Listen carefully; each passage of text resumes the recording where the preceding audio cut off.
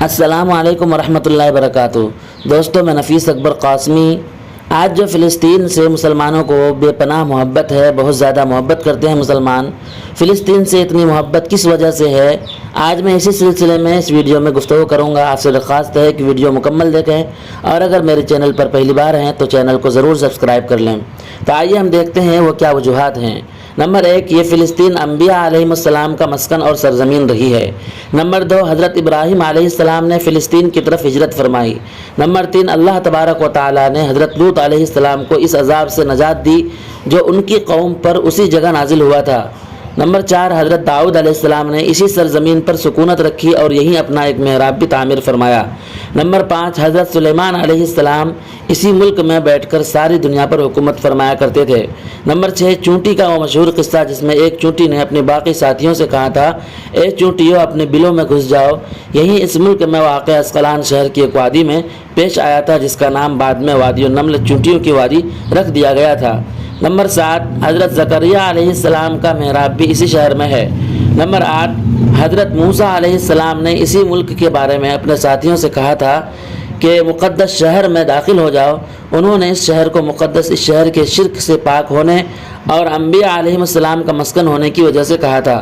Number 9، اس شہر میں کئی معجزات وقوع پذیر ہوئے جن میں ایک کنواری بی بی حضرت مریم علیہ السلام کے بطن سے حضرت عیسیٰ علیہ السلام کی ولادت مبارکہ بھی ہے۔ نمبر 10، حضرت عیسیٰ علیہ السلام کو جب ان کی قوم نے قتل کرنا چاہا تو اللہ تبارک و تعالی نے انہیں اسی شہر سے آسمان پر اٹھا لیا تھا۔ نمبر 11، ولادت کے بعد جب عورت اپنی جسمانی کمزوری کی انتہا پر ہوتی ہے، ایسی حالت میں بی بی مریم کا کھجور کے تنے کو ہلا دینا بھی ایک معجزہ الہی ہے۔ نمبر 12، قیامت کی علامات میں سے ایک حضرت عیسیٰ علیہ السلام کا زمین پر واپس تشریف اسی شہر کے مقام سفید مینار کے پاس ہوگا۔ نمبر 13، اسی شہر کے ہی مقام باب لد پر حضرت عیسیٰ علیہ السلام مسیح دجال کو قتل کریں گے۔ نمبر 14، فلسطین ہی ارض محشر ہے۔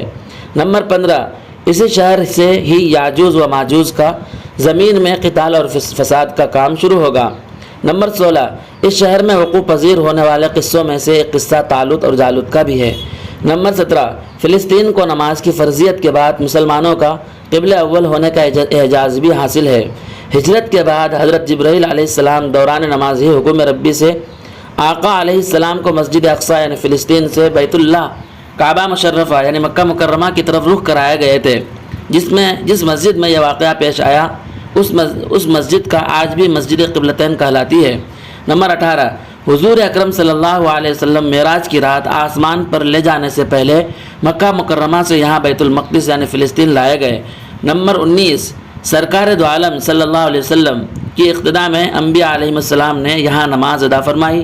اس طرح فلسطین ایک بار پھر سارے انبیاء کا مسکن بن گیا۔ نمبر 20، اس مقدس شہر کے حصول اور ایسے رومیوں کے جبر و استبداد سے بچانے کے لیے 5000 سے زیادہ صحابہ کرام رضوان اللہ تعالی علیہم اجمعین نے جام شہادت نوش کیا اور شہادت کا باب آج تک بند نہیں ہوا۔ یہ شہر اس طرح شہیدوں کا شہر بھی ہے اور آج بھی یہی سلسلہ قائم ہے۔